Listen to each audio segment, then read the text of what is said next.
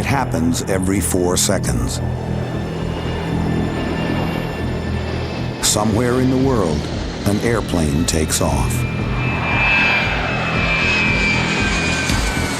The pilot is guided through the sky by a voice in his headset, speaking a language all its own.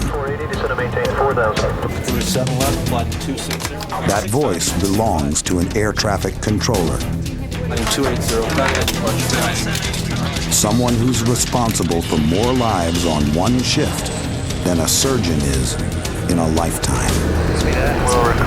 Imagine if your job was one in which you had to make sure that all of these blips on a screen never, ever positively touch one another, because if they do, you have 230 people in this dot and maybe 400 people in this dot, and they're all going to die.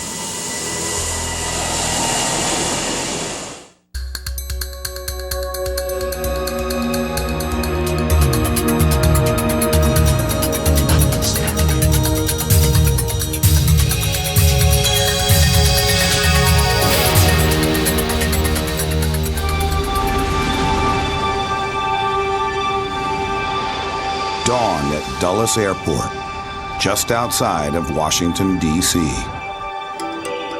The morning rush hour is beginning.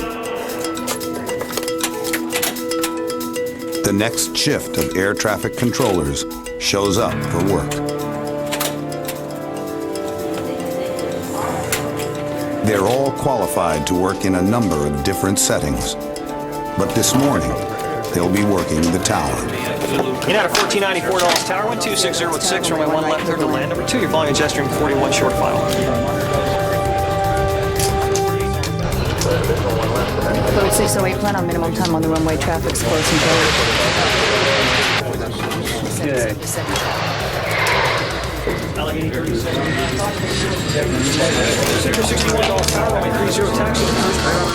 It has been called the most stressful job in the world. One mistake by an air traffic controller, one moment of forgetfulness, one slip of the tongue can mean disaster. United 1020 Dulles Tower, 12704, runway 1 left, clear to land. Yet most controllers can't imagine doing anything else. Time to go home yet? I went to college to become a Bible scholar, and I realized that's not really what I wanted to do. I felt like there was something else I needed to do, and obviously that wasn't it. I didn't go out looking for a job as an air traffic controller. United States. Bridge 445 is additional traffic. I wouldn't think about doing anything else. I went to school for financing. I worked on, downtown New York, Wall Street. This is the job. I mean, when anyone says, well, what's it like? It's the best job in the whole world. Runway 1 left, clear to land. Number 3, you're following a jet stream 32 on a 5-mile final. United 1494, there's a big hawk reported on the 1 left final by a company just to the right of the approach end. Every day at work is never the same day twice, based on volume, the complexity, the weather. People are always going to run late and early and everything else, so the mix never changes. That's what makes the job so attractive to a lot of us. 1968 Dulles Ground taxi via Yankee, hold short of Echo. There's no boredom factor. I mean, you're on the edge of your seat, and it's never the same day twice. We're 705-129-09er, runway 30. There are about 15,000 air traffic controllers in the United States. Every day, they handle over 55,000 commercial flights, guiding them through crisscrossing highways in the sky with names like J6 and V32. You got ways of getting in and ways of getting out. They're defined, and if you're X kind of airplane, you'll come in D.C. on this street, or in this case, on this airway or arrival or whatever. That's how we do business. It's not just one airplane on that route. They're opposite direction, they're crossing, they're converging, they're diverging, they're doing everything. Imagine a puzzle, and then putting another puzzle on top of that and a third one on top of that, and having to memorize all 3 of these puzzles, and each different piece of the puzzle is another controller's sector of airspace. So not only are you separating airplanes from airplanes, but you're separating them from other puzzle pieces. All over the world, airspace is divided into three-dimensional sectors. In the United States, each sector is monitored by an air traffic controller. From the time it takes off until the time it lands, an airplane is guided through the skies by a number of different ATCs.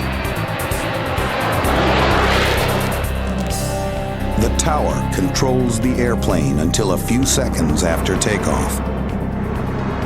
652, somewhere in the insertion Yankee cleared for takeoff. It is the tower controller's job to keep the runways hot, taking off and landing as many airplanes as possible.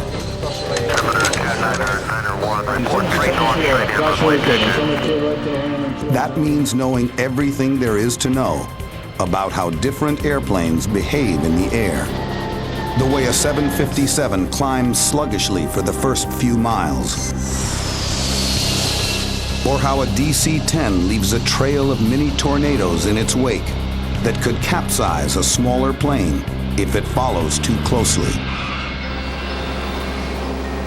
Once it takes off, an airplane is handed off from controller to controller, from the tower to Terminal Radar Control, or TRACON, then to an en route center, then back to TRACON at the destination airport, and finally to the tower for landing. Taxi runway 30 via Zulu, Quebec. 9 a.m. at the Dulles Tower, 3 hours into the morning shift. Turn left on Alpha, hold short of Alpha 5, then contact the ramp turn. Over the course of the next hour, 70 more flights are scheduled to depart, including American Airlines Flight 1479 to Dallas-Fort Worth. Most passengers headed toward DFW begin to arrive at the airport about an hour before takeoff. While they check their bags and locate their departure gate, the captain of Flight 1479 is filing the flight plan. It looks like we'll be at 7-8 Mach today. Bad weather is brewing in the Midwest, so the pilot decides to take on some additional fuel. This is Captain Mastery, and I'm on Flight 1479 out of Dallas today. So I just feel a bit more comfortable today with just a little bit more. Okay, thanks a lot. Bye-bye.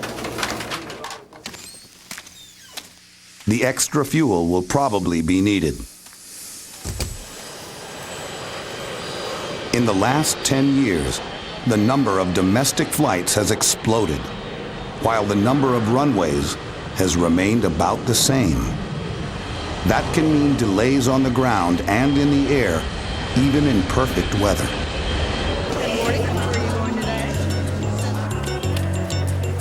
And in bad weather, it can mean havoc. At the dawn of the third millennium, it's not uncommon to spend more time in an airport than an airplane. Connections? Yes. Which gate? Lufthansa, Frankfurt. I don't have Are you sure it's Lufthansa? There's a morning rush hour, an evening rush hour, even a logjam around noon.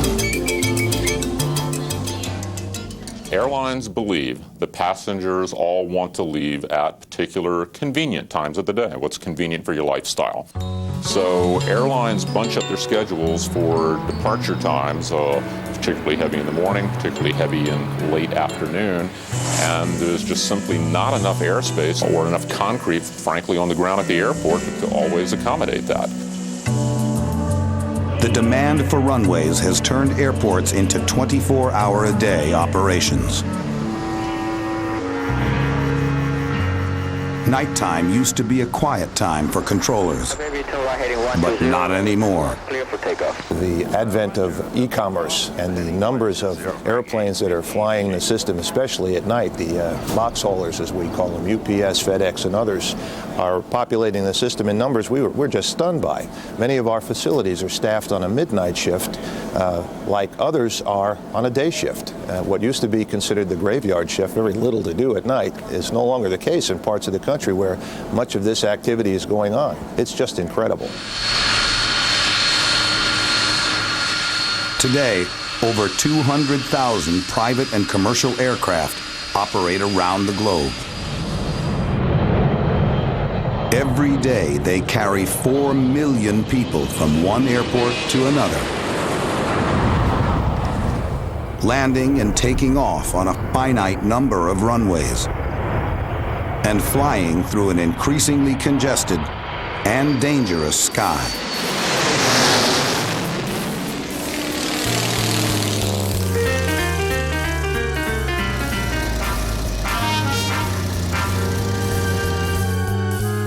Once upon a time, there was plenty of sky in America.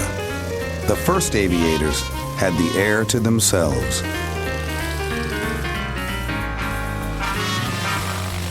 They didn't need much room to take off. And once in the air, they'd follow roads and railroad tracks to get from one place to another. A mid-air collision might take place, but only with a duck or a goose.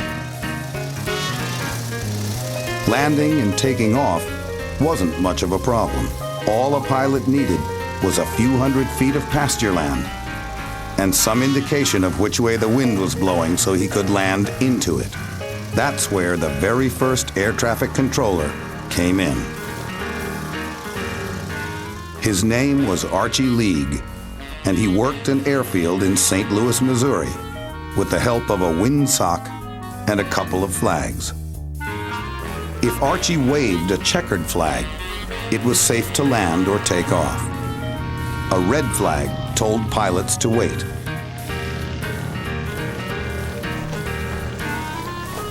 There really was no system out there at all to begin with. You had guys on the grounds literally in the beginning running around with wheelbarrows and flags and setting bonfires. Originally, they didn't even have flight paths. I mean, there was what they called the big sky theory. You know, so much sky, so few planes, who's going to hit anybody?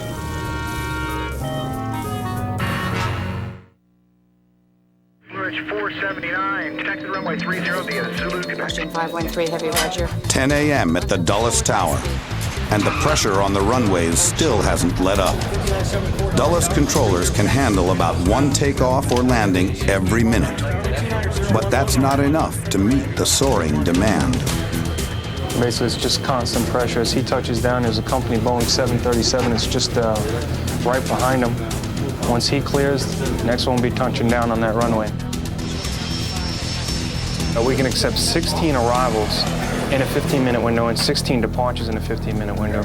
We're showing here we have scheduled 25 for that 15-minute window, 24 for that 15-minute window, which is basically going to put us about 15 or 20 over, and we're going to be pushed back about a half hour to 45 minutes. Short of the parallel taxiway. Contact ground 132. Air traffic controllers know how much is at stake with every decision they make, but they don't dwell on it.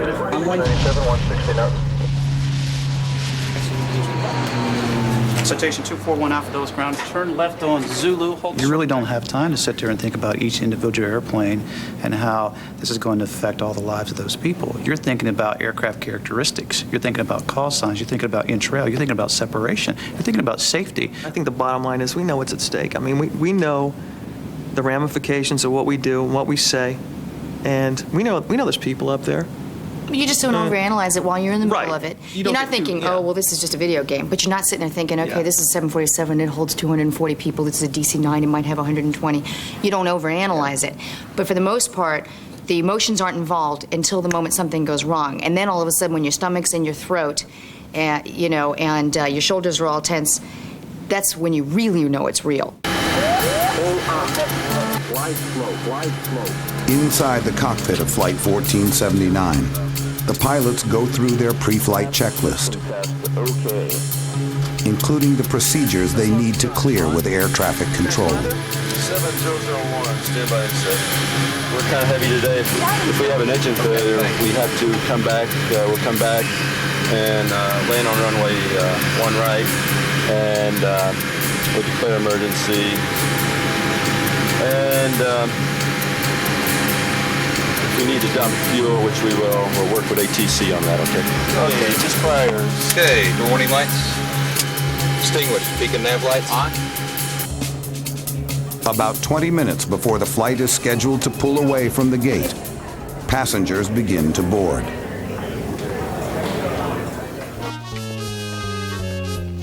It was about 70 years ago that airplanes first started to carry passengers. By the end of the 1920s, you could take an airplane to most American cities, but only during daylight hours when pilots could see where they were. Then, radio entered the cockpit. Okay, Bill. Once pilots could talk to people on the ground, it was possible to track an airplane's position as it moved across the country. Are you on time? We are flying exactly on schedule. Radar made it even easier. By the early 1930s, airlines were competing with trains for passengers. A plane could get you from coast to coast in 36 relaxing hours. There was more and more air traffic, but not much in the way of control. Airplanes flew pretty much where pilots wanted to take them. But in June of 1956, everything changed. Awesome Grand Canyon in Arizona is the scene of the worst commercial air crash in history. Other planes search vainly for survivors after two big airliners collided and plunged to destruction with 128 men, women, and children. The collision over the Grand Canyon shocked the federal government into action. In 1958, Congress created the Federal Aviation Administration, which promptly hired 1,500 new controllers to oversee the new, tougher rules. Now, instead of flying the most direct routes, airplanes had to fly from one radar beacon to the next in a zigzag pattern of jetways that was less efficient, but safer.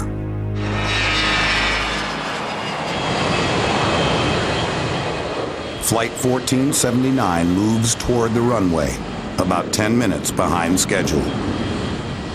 Once they get to the runway, they switch them to the tower controller. It's called the local control position. And the local controller owns the runway itself. 357, the reverse high-speed taxiway is approved on the 85. Contact ground. Local control is the person who keeps the runway hot. US Air 2641, wind 290. Your objective is to get as many aircraft on the runway, either landing and departing, and keeping the runway occupied. After a 6-minute wait, Flight 1479 taxis into position on the runway. Runway 30 cleared for takeoff.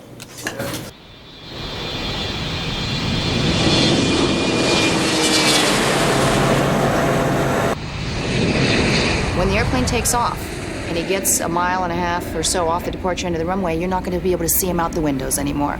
That's when they transfer the responsibility to our radar controllers that are on the floor below the tower in the very cold, dark room. Contact departure.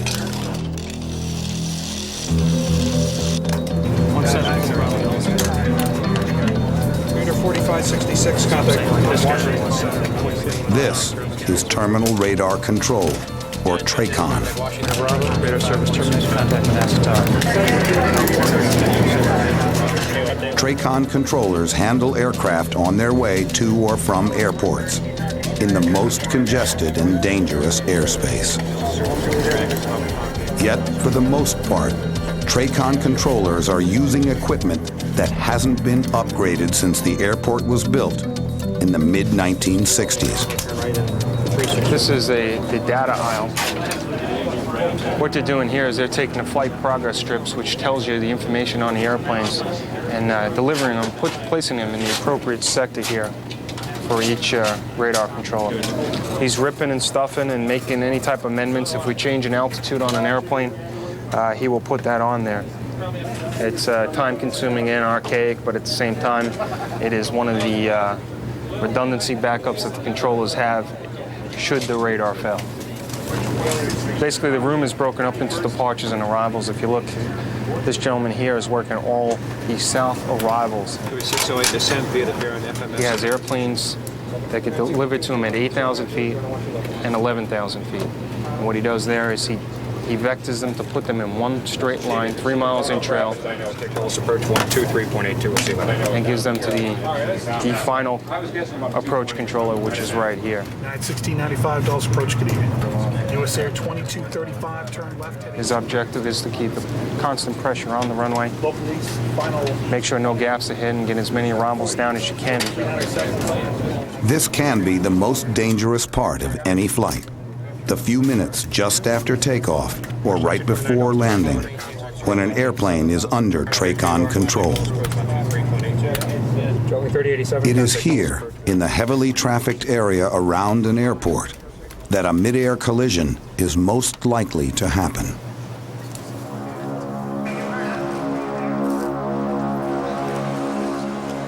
On December 16, 1960, a Lockheed Super Constellation on a landing approach to LaGuardia struck a DC-8 headed for New York's International Airport.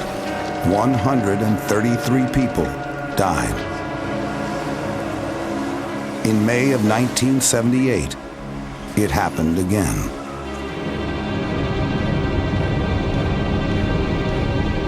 An Air Mexicana DC-9 descending into Los Angeles was told by the San Diego TRACON that a small single-engine Cessna was nearby. The DC-9 reported he had the Cessna in view, but in reality, he was looking at another plane. Moments later, the Cessna and the DC-9 collided. 150 lives were lost. From the ashes of the San Diego mid-air crash came the pressure to develop some kind of collision warning system for pilots. 12 years later, a revolutionary computer system called TCAS, Traffic Collision Avoidance System, was put in the cockpits of all commercial airplanes in the United States.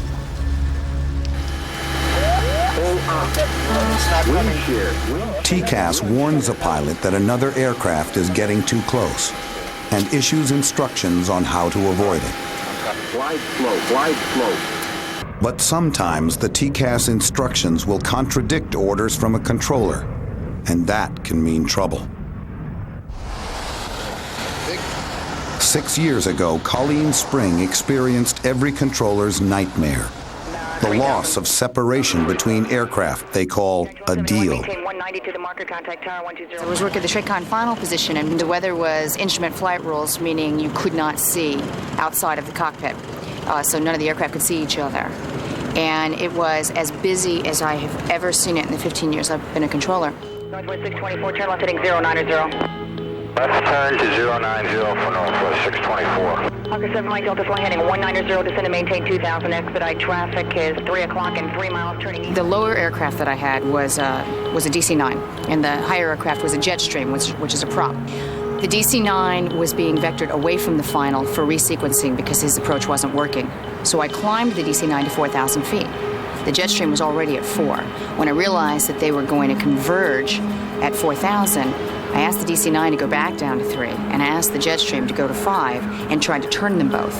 Northwest 624, I'm going to take you through the localizer for spacing, climb and maintain, correction, descend and maintain. Then their TCAS gave conflicting information and told the Jetstream to descend and the DC-9 to climb. 70 traffic and climb and maintain 5,000 immediately, traffic 3 o'clock and 3 miles at 4,000. Do not acknowledge Northwest 624, turn right heading 190, descend and maintain 3,000 immediate.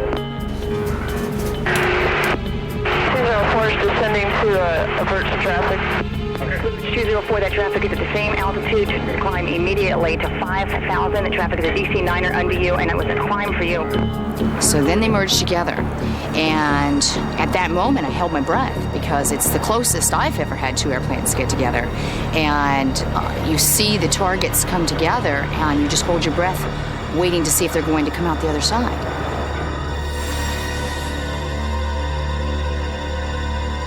Traffic, no factor, fly heading 090, maintain 5,000. And when they came out the other side, big sigh, okay, guys, here we go. We still have a lot to do. There's still 16 airplanes on the frequency that I've got to get on the ground, whilst trying to recover emotionally. There were tears coming down my face, and it was a good 20 minutes before they could get me a break because they didn't have anyone to get me off the position. Contact tower. I took the next week off work, had a few bad dreams about it, and ran a very conservative operation probably for the next year. Second-guessing myself a lot. When I had situations where airplanes were cleared to altitudes below other airplanes, I would still look at it over and over again, reiterate it to the pilots. You're definitely going to 4, and you're definitely stopped at 5. I would question them, I would question myself. So it took a year before I kind of got over the experience.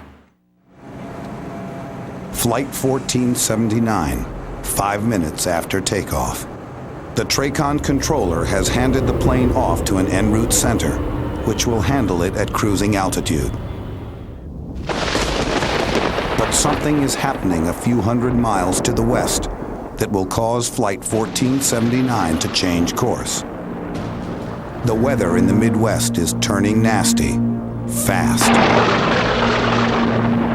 Thunderstorms are like bad jokes Mother Nature plays on the air traffic system.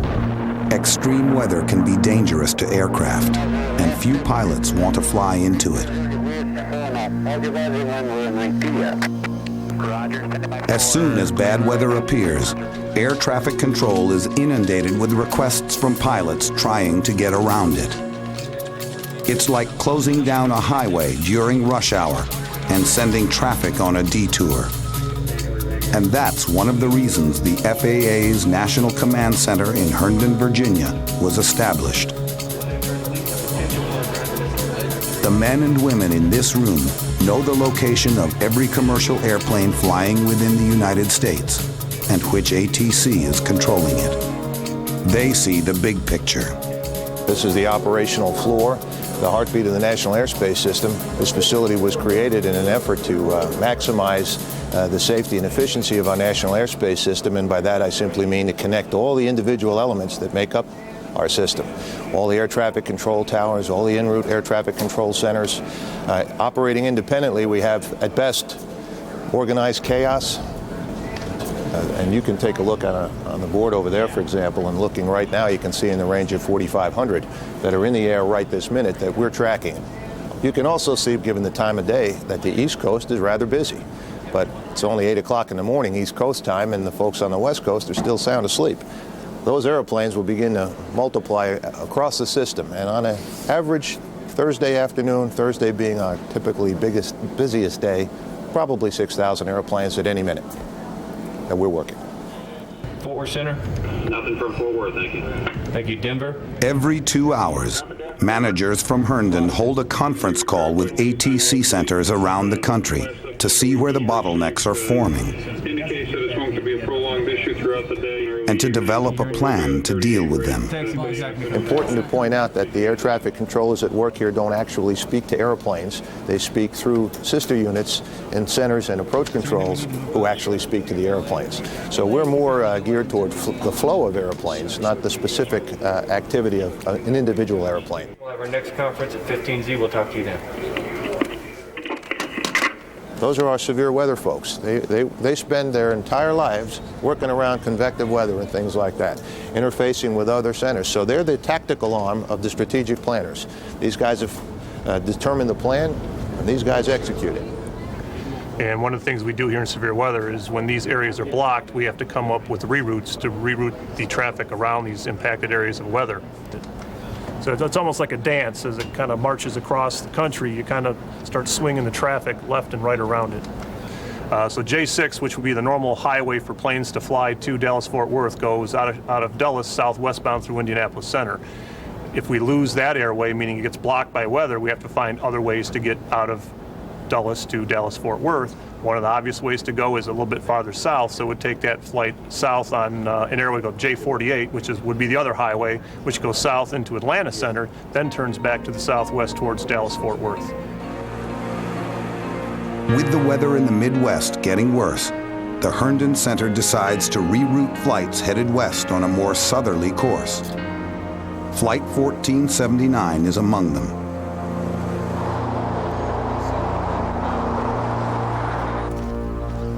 The en route center in Atlanta gears up for the expected rush by calling in reinforcements. No, they're doing everything they can. We're just taking a real hit today. Is there anything that we can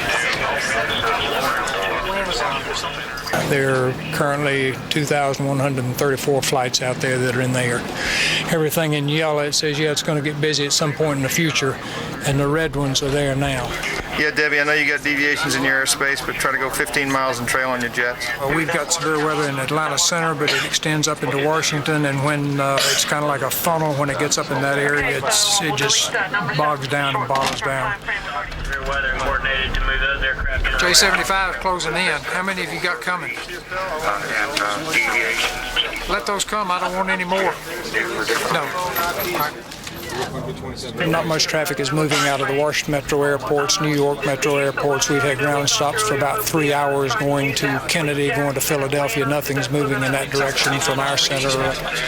Thunderstorms, they're inherent. We run delays. We try to work around them, find clear routes that are not impacted, and sometimes that takes time to work out. Some of the reroutes coming out of the northeast are adding an hour to our flight time. And we pride ourselves here in Atlanta Center that we take a lot of additional traffic a lot of the time. Atlanta's en route controllers have put the overflow traffic into holding patterns above the city, and one of the planes is running low on fuel. Not enough fuel to hold, so we gotta find some other way to get him into Atlanta. Yeah, 10 minutes home. Midway 61 Atlanta, go slow. Go, you're gonna have to hold. Midway 61, you're gonna have to hold for Atlanta. You can slow down as much as you like. All right, Continental 1149 has been cleared to hold. We have too many airplanes at the end trail. We can't run them. He's going to have to hold. He says he only has 10 minutes of holding fuel on board. So we have cleared him to hold. We're going to try to figure out how to get him in. Sometimes we can sneak him in. We can find a hole for him, get him in. If not, he's going to have to divert to another airport, wherever his alternate airport is. We got a little 5-minute window there that we can play with.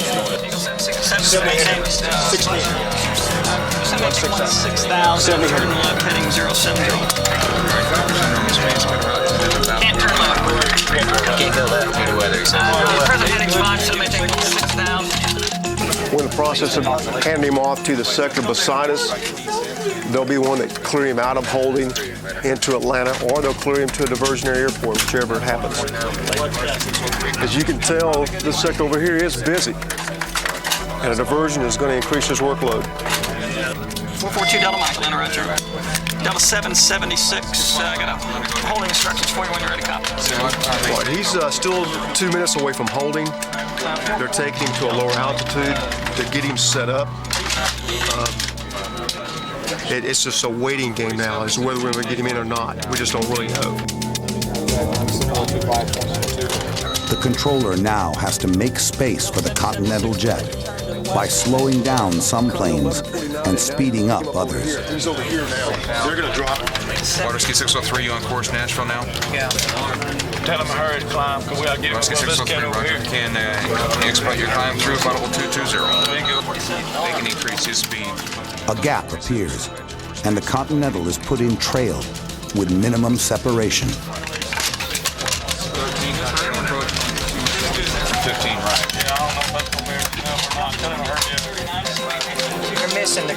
You're missing him with the comm air one way or the other. Oh, yes. Good. That's going to do it for you. Want to deviate which way?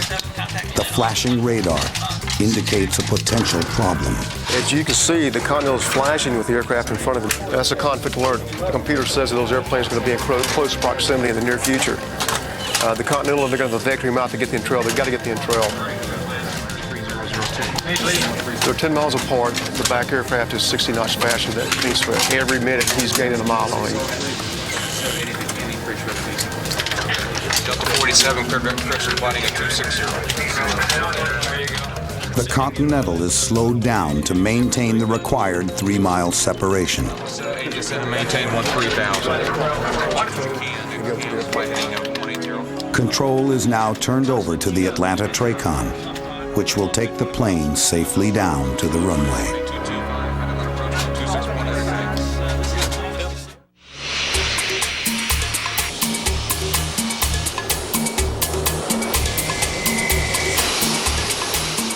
The problem of air traffic congestion isn't unique to the United States.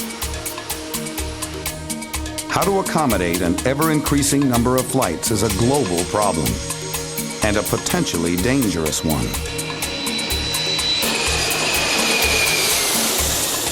With projections of air traffic going up as they are, unless you can reduce the number of accidents per aircraft traveling, you'll have a major crash somewhere in the world every week by about 2015.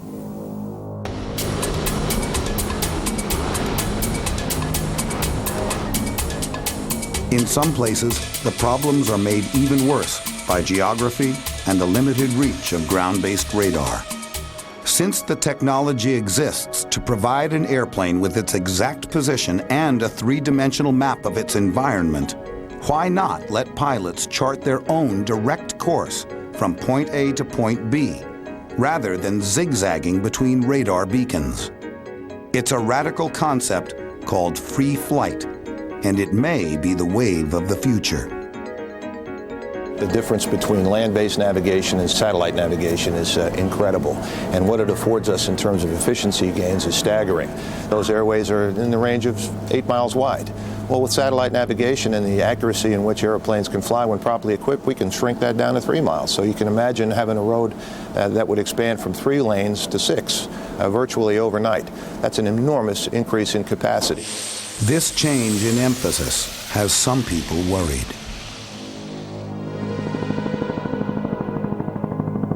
They point to accidents like the 1972 crash of an Eastern Airlines jet as it approached Miami International Airport. Crew members in the cockpit were so absorbed in trying to fix a problem with the landing gear light that they failed to notice when their autopilot disengaged. The pilots never noticed anything was wrong until the plane went down in the Everglades, killing 99 people. The crash raises troubling issues about how humans interact with machines. Human beings are typically quite good at paying attention. Human beings are not very good at paying attention when the task is not stimulating and is not engaging you and you have other better things that you can do. Free flight assumes that despite the fact that pilots will be much more involved in maintaining separation from an aircraft, the controller still nevertheless has to be involved in managing the situation should something go wrong. In my lab, we have done simulation studies to see how well controllers would do in this scenario. And the basic finding is that they are not very good at it. Delta 647, descend and maintain flight level 270. The result of tests like this one show that controllers are less likely to spot a problem when a computer is supposed to be helping them. Unconsciously, they cede some of their control to the supposedly infallible machine, which may not be infallible after all. One of the problems that I had with the free flight scenario and the premise of taking the responsibility of the separation of the airplanes away from the controllers and sharing it. My cohorts in the towers and the radar rooms and the centers would go kicking and screaming, not wanting to give up that control, because we take our responsibility extremely seriously and we don't want to share it. We don't want to give that up. Air 45, $66 check. Flight 1479, 3 hours out of Dulles. The airplane has passed over Atlanta at its cruising altitude of 31,000 feet. Now it's flying on Jet Airway J-22, headed towards Dallas-Fort Worth. Within minutes, it will begin to descend under instructions from the DFW TRACON.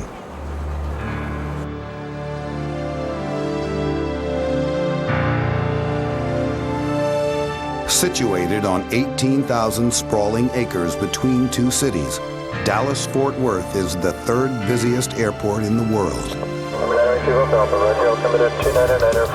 Air traffic controllers work up to 6,000 planes here every day.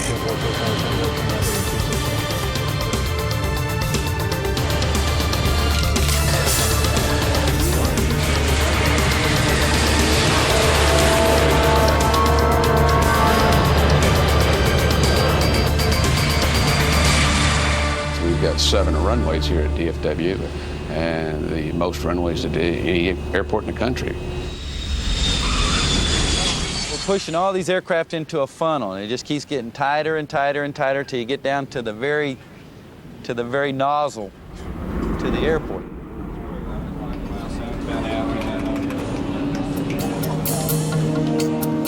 It may look like any other TRACON, but it's not. While other airports struggle to make do with 30-year-old radar screens and computers that still use vacuum tubes, controllers at DFW work in an automated environment. Here, even flight strips are a thing of the past. But the scale of the airport creates its own problems. Maintain 17,000. With so many runways, finding the most efficient landing patterns can be difficult. And that's where a new computer aid called CTAS comes in. CTAS surveys all incoming traffic and issues an instant recommendation for each and every airplane. Its opinion appears as a third line of data on the radar scope. There's information within the data block that shows him that aircraft's landing in Dallas. Below there is a recommendation. We see a 17 center every other flash. CTAS at this time is recommending for runway 17 center. Okay, this is a TMA portion of CTAS. It's part of the overall CTAS tool. It's a traffic management advisory, and it gives timelines of where each aircraft is, what runway is recommended for it to go to, and it would balance out the airport. It gives you an overall awareness of where the aircraft are coming from and what will be needed. Using CTAS can increase the number of landings per hour by as much as 10%. So it's almost like adding another runway. But there are still a number of bugs to be worked out before it can be considered reliable. The controllers make instantaneous decisions. 33 traffic as far as to which runway and where they're going to put them, and they make it work. Where the computer will say, let it run and look and see what it does, and it actually is a better call. But it's very unreliable in wind and weather. If they're deviating, not flying their projected paths, or the wind's killing them, it really makes some bad calls, and we just have to turn it off. Flight 1479 on its landing approach. At about the time the captain turns on the fasten seatbelt sign, control of the airplane is being transferred to the TRACON. Speed of 180 knots to the outer marker and contact regional tower now for 127.5. American 727 ground on top of the Alpha Bridge, DFW ground joint taxiway Kilo.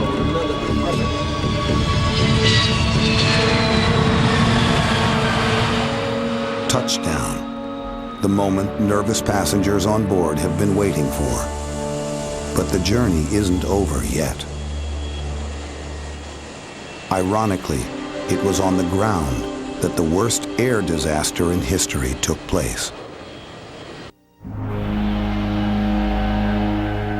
On a foggy morning in May 1978, two fully loaded jumbo jets collided on a runway in the Canary Islands. 543 people lost their lives. And it's not hard to understand how it happened.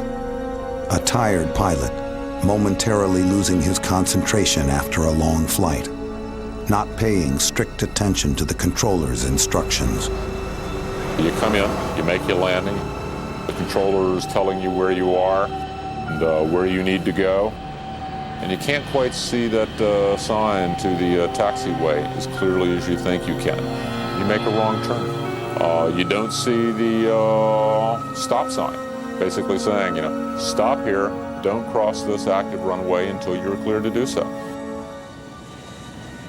Well, right now, the ground is probably a more dangerous place to be than in the sky. But danger is a relative concept. Like every one of the commercial aircraft moving around the world that day, Flight 1479 made it safely from takeoff to landing, gate to gate.